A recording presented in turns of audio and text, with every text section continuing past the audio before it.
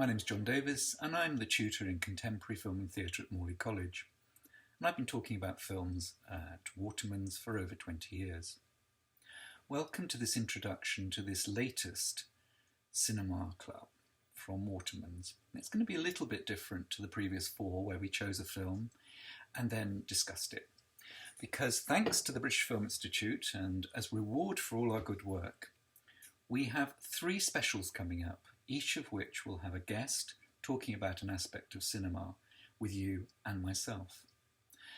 Otherwise, it remains much the same. I'm going to be doing an introduction now, which I hope you'll watch and enjoy. I'll point you towards, in this case, 3 films that are online, but you don't have to watch all of them. You could just watch 1 or 2, and you may actually already be familiar with this work. My guest on the 13th of July at 8 p.m. will be Charlotte Saluard, who I first knew at the French Institute, helping programme the Cine Lumiere, and now works for Curzon.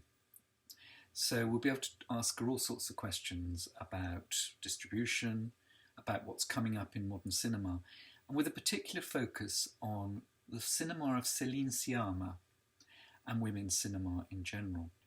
And in the next 2 sessions, and we're still working on the exact dates, Asif Kapadia, director of award-winning documentaries such as Senna and Amy, will be with us to talk about his first feature film, which was called The Warrior, and its relevance to today's world.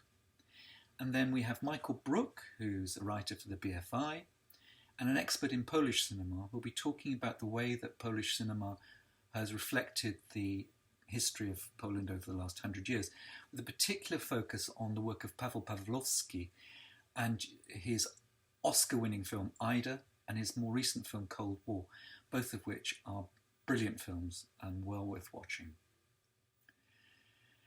Now, my collection of French films is approaching 2000, but if I look at the first period from 1895 to 2000, there are only about 50 or so films directed by women, and that has changed dramatically.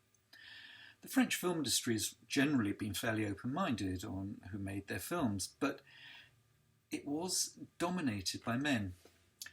This wasn't true in the early days of cinema. We saw great works by women like Germaine Dulac, and I think it was with the coming of sound that it became more of a precious business and the women were edged out, which is kind of tragic because Alice Guy was one of the first pioneers of French cinema and world cinema, and she was just put on the sidelines. It wasn't really until the 50s when people like Agnès Varda with her film Point Court started being able to get their toes into the water again. And we're thinking probably during the 70s of people like Diane Curie with Diable au Monstre, Claire Denis with Beau Travail, Catherine Breillat, films like Romance, who became successful and role models for a new generation of young women growing up through the French film school model. And Celine Sciamma is definitely one of those. She was born in 1978, went to FEMI, the French film school, and studied screenwriting. And from there, with the support of Xavier Beauvoir, a great French film director himself, she was able to make her first feature film, which was called Les Naissances des Pieuvres. We knew it as Water Lilies. It was a coming-of-age film, the story of some girls in a synchronised swimming group and what happens to their loves, their breakups. It was a very gentle and very well-acted film, particularly given that a lot of the actors were young people. And I think, lest we sort of get snotty about synchronised swimming, one of my key fun fact is that European Bank President Christine Lagarde was a synchronised swimmer in her childhood. So there. She went on next to make a charming film called Pauline, which was one of 5 films against homophobia made in France as a short film. And it starred Anaïs de Moustier and Sciamma's partner at the time, Adèle Hanel. And I'm putting up a link on the screen now to it because it's not very long, but it's charming and it's available with subtitles or without. She continues her career as a screenwriter And any of you who watched Les Revenants, The Returned, it was known as on British television, know that that French TV series about the dead coming back to haunt the living was a huge success. Her next feature was called Tomboy. It's the story of a little girl who's probably 9, 10, called Laura, who one summer, having just moved and been unknown in the area, decides that it would be more fun to be a boy and play football with the guys rather than be the girl she's been brought up to be. And it's a beautiful film with a great performance by the young Zoé Hérin, who's gone on to make a big career as an actor. And here's a clip from it, right towards the beginning of the film, where young Laura is making a big decision that's going to change her summer.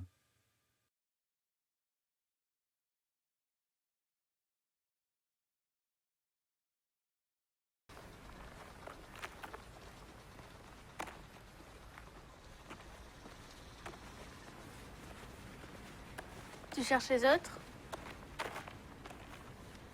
Je t'ai vu les regarder. Ils sont déjà partis. T'es nouveau? Ouais, on est arrivé hier. Moi, c'est Lisa. J'habite ici. T'es timide. Je suis pas timide. Tu veux pas me dire comment tu t'appelles? Michael. Je m'appelle Michael. Following Tomboy, which was a big success, she decided to do something quite brave. She went into the banlieue, the suburbs of Paris, an area occupied largely by working class people and a huge number of immigrant families and second generation immigrant families. Chose a group of young amateur girls who'd never acted before and looked at the world through their eyes of a fairly oppressive male society where girls were beginning to express themselves, but often in quite violent and negative ways.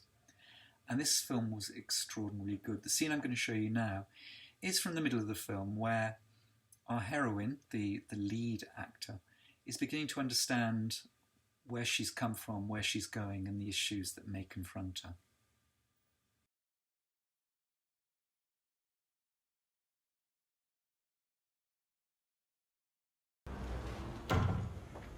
Il y a une fille, elle t'appelle là-bas.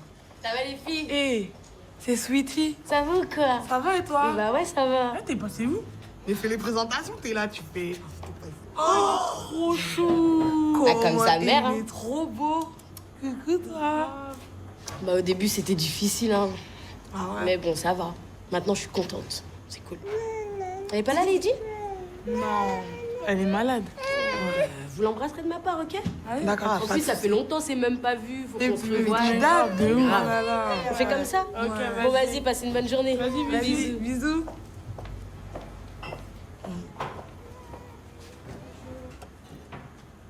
C'est qui? C'était la 4e. Avant. Avant quoi? Avant qu'il y ait son bébé.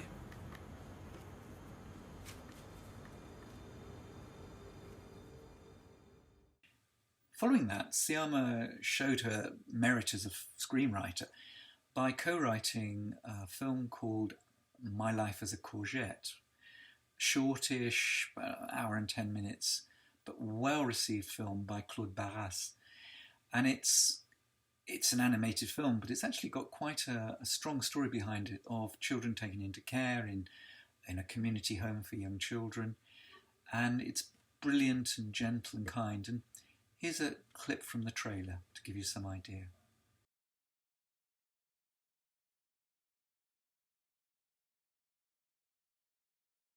Elle était gentille avec toi, ta maman? Elle buvait beaucoup de bière, mais elle faisait de la bonne purée. Bon. Il est où ton papa? Là. Je vais t'emmener dans un endroit avec d'autres enfants comme toi. Sans papa et sans maman. Je vous présente votre nouveau camarade, Icar. Il préfère qu'on l'appelle Courgette. Moi, je dirais plutôt patate vu sa tête. 6 mois, ça suffit. Je vais rentrer chez moi avec ma maman. C'est impossible, Courgette. Elle est partie, ta maman, elle est au ciel. So where to next? Much to my heart sinking, I heard that she was making a film set in the 18th century. I'm not a huge fan necessarily of costume dramas, but I've seen a lot of French directors go down the costume drama route and lose touch with what made them great. And yet I must say that her next film, Lady on Fire, really was as challenging and exciting as the rest of her work. It tells the story of a woman painter, very rare in the 18th century, who's commissioned to make a portrait of the heiress in a very cold and austere castle in France, who is being matched with an Italian aristocrat. And in the days before the internet and etc., he would be sent a portrait of her, a painting, and on this he would choose whether this one was to be his bride. And that's the centre of this film. It also has a story, a love story, it has stories of class and all sorts of things.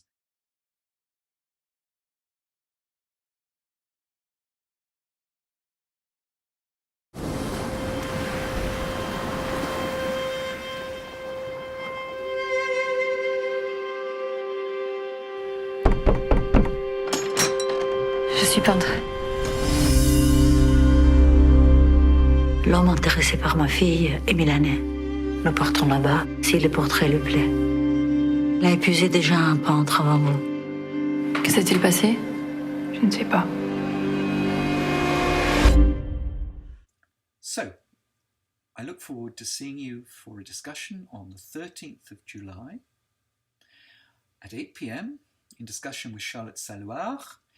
And I hope you get to see at least one of Celine Sciamma's films, and if not all three that are available at the moment. I tell you, they're really, really good films, and you won't be disappointed.